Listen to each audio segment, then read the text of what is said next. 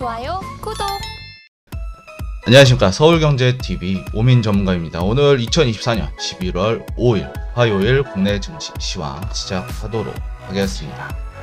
먼저 지수 한번 살펴보도록 할 텐데, 오늘 지수 2578포인트 10.3포인트 하락하면서 지금 장중 2시 37분 기준으로 하락을 하고 있습니다. 오늘 갭하락 나온 이후에 상승이 나왔다가 다시 한번 낙폭을 만들어내면서 하락에 대한 부분을 만들어내고 있다라고 말씀을 드릴 수 있겠는데, 여전히 개인 매수세가 강해요. 개인이 4,360억이 들어왔고, 외인 자금 이탈 엄청나게 빠졌죠. 그리고 기관 전체 합쳐서 거의 4,700억, 4,600억 정도, 4,700억 정도 되겠네요. 4,600~700억 정도의 매도 물량이 나오면서 이 물량들이 개인들이 완전히 소화하지 못하고 지금 주가가 흘러내리고 있는 중이다라고 말씀을 드릴 수 있겠고, 그럼에도 불구하고 거래량이 많이 줄었어요. 지수 거래량이 많이 줄었기 때문에 하락에 대한 부분들을 우리가 조금 더 다시 한번 확인할 수 있는 그런 날이 되지 않았나라고 말씀을 드릴 수 있겠고요. 그렇기 때문에 다만 이제 개파락 이후에 상승이 나왔기 때문에 양봉으로는 찍혀 있어요. 그래서 이제 상승 종목들이 좀 많을 뿐인데, 오늘은 확실히 단타, 말 그대로 당일 매수해서 당일 매도하는 이런 전략을 취하신 분들은 수익을 났겠지만, 그게 아니시라면 오늘 양봉에 속으시면 안 된다라고 말씀을 좀 드리고 싶습니다. 다음 이어서 국내 증시 주도 섹터를 좀 살펴보시게 되면은 리튬, 제약바이오, AI, NFT, 비트코인 관련주죠. 가상화폐, 암호화폐 관련 쪽이 오전에 강한 흐름이 나와 주었습니다. 하지만 2차전지, 리튬 이쪽 섹터들이 오후에 여전히 강세를 보여주고 있는데, AI까지 강세를 보여주고 있어요. 그런데 반도체 장비, 방산, 우크라이나 재건들이 또 다시 올라오고 있어요. 지금 이 뜻은 지금 현재 미국 동부에서 투표가 시작이 됐죠. 미국 대선 투표가 선거인단 투표가 시작이 됐기 때문에 어느 정도 조사가 이루어졌을 거예요. 그러면서 트럼프 쪽의 후보 쪽에 또 무게가 또 다시 실리는 것이 아닌가라는 생각이 들어요.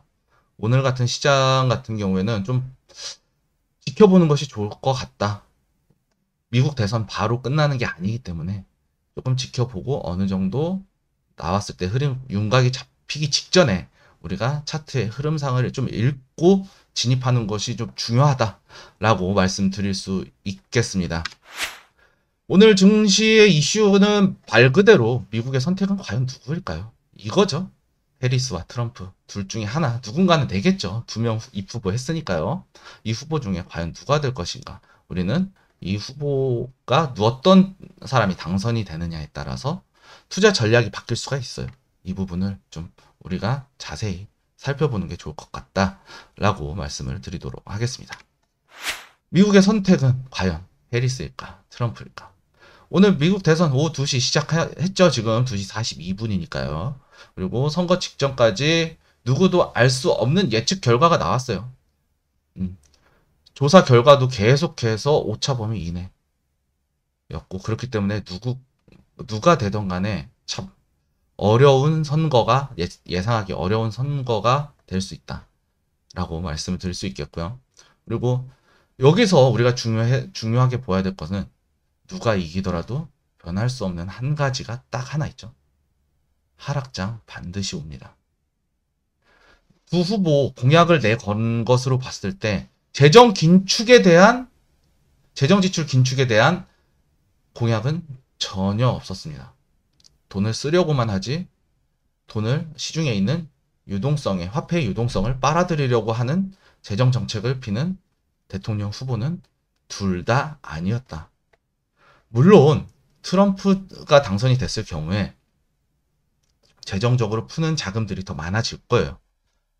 근데 이 두 후보들 모두 재정 적자를 증가하는데 일조할 것이다 라는 생각이 이제 저의 생각이고요. 그에 따라서 화폐 유통량이 증가를 하게 되겠죠. 화폐의 유통량이 늘면 화폐의 가치가 하락을 하게 됩니다. 그러면 지금 단행하고 있는 미국 연준에 대한 통화정책, 금리 인하 속도가 조절을 할 수밖에 없는 상황이 나오게 될 거예요. 그렇게 놓고 봤을 때 안전자산의 가치가 떨어지는 속도가 감소한다는 얘기거든요. 매력도가 줄어들다. 그럼 증시에 대한 매력도가 줄어들겠죠. 안전자산의 가치가 상대적으로 줄어들질 않고 있으니까 안전자산 쪽으로 미국 채권이나 뭐 금, 달러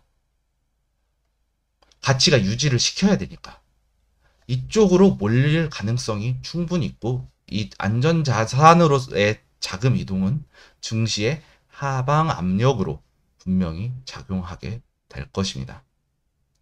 그렇게 놓고 봤을 때 지금 시장 한 곳으로 몰릴 수밖에 없어요. 테마주들이 이제 지금은 해리스냐 트럼프냐 뭐 2차 전지, 방산, 재생에너지 이런 쪽으로 해리스, 트럼프 이쪽으로 자금이 분산이 되고 있죠. 어느 한 점으로 몰릴 겁니다.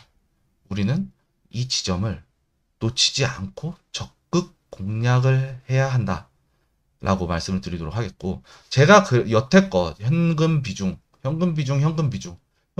늘려라 라고 계속해서 강조했던 부분들이 바로 지금을 위한 것이었다 라고 말씀을 드릴 수 있겠고요. 미국 대선 테마주 벌써 들어가신 분들 계실 겁니다. 해리스가 되느냐 트럼프가 되느냐.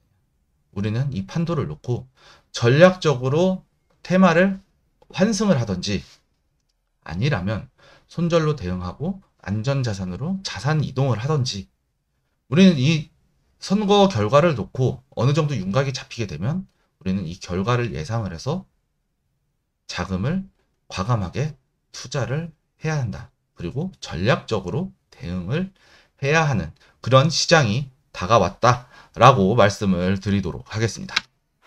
미국 증시 주요 일정 살펴보시게 되면 오늘 지금 벌써 한국 시간으로 14시 미국 대선 시작했죠. 그리고 22시 30분 수출 수입 나옵니다. 수출액 수입 금액. 미국의 수출과 수입을 놓고 얼마만큼의 수출, 얼마만큼의 수입이 이루어졌는지 이러한 부분들을 좀 놓고 보고 앞으로 인플레이션이 자극이 될 것인가 안 될 것인가. 수입이 많아지면 인플레이션이 자극이 되겠죠. 이거를 좀 비교 분석해 봐야 될 필요성이 있다라고 말씀을 드리도록 하겠고요.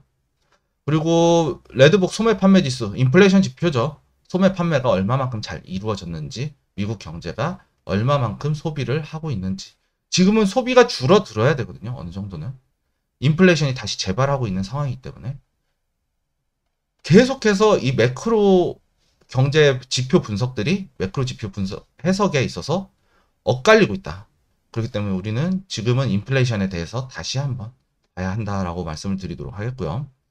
그리고 서비스 PMI 나옵니다.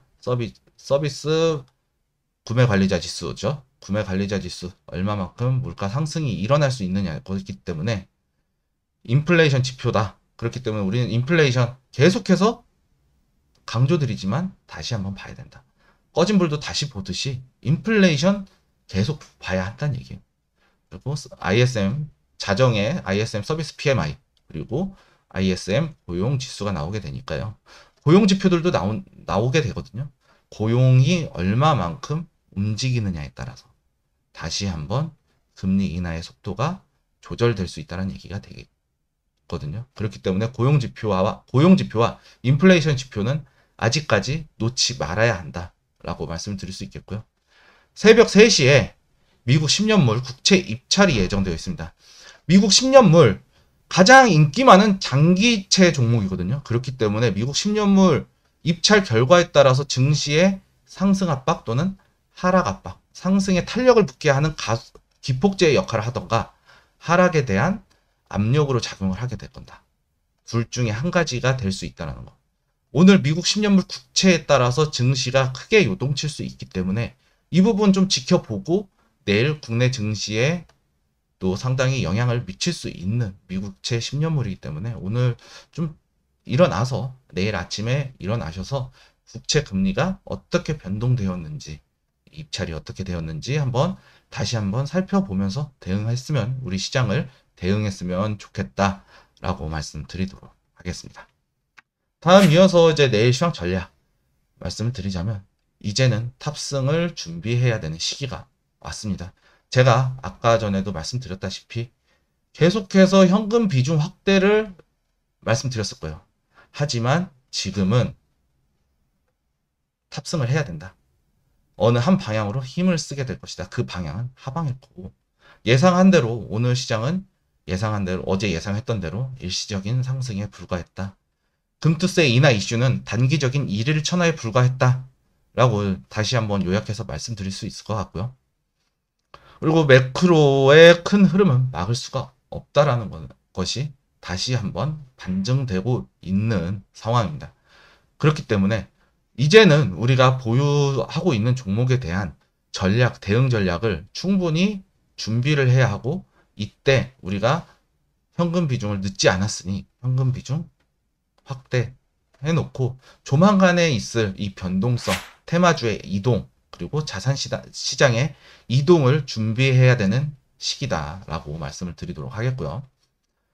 그리고 내일 같은 경우는 이제 탑승을 이제 슬슬 시작해야죠.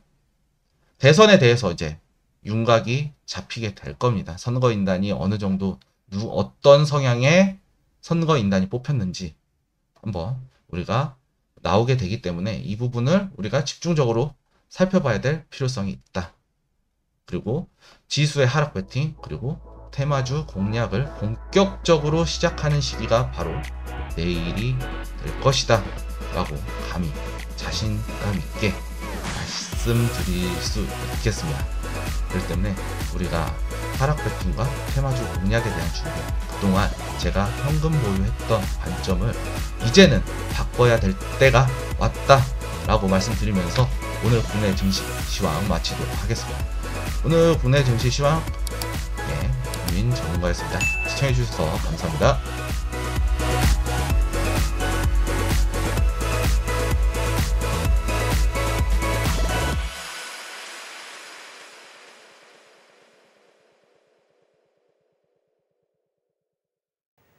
지금 바로 구독을 눌러보세요. 실시간 경제 뉴스, 투자 전문가들의 다양한 시황과 정확한 분석, 또 알찬 투자 정보까지 신뢰할 수 있는 저희 서울경제TV와 함께하세요.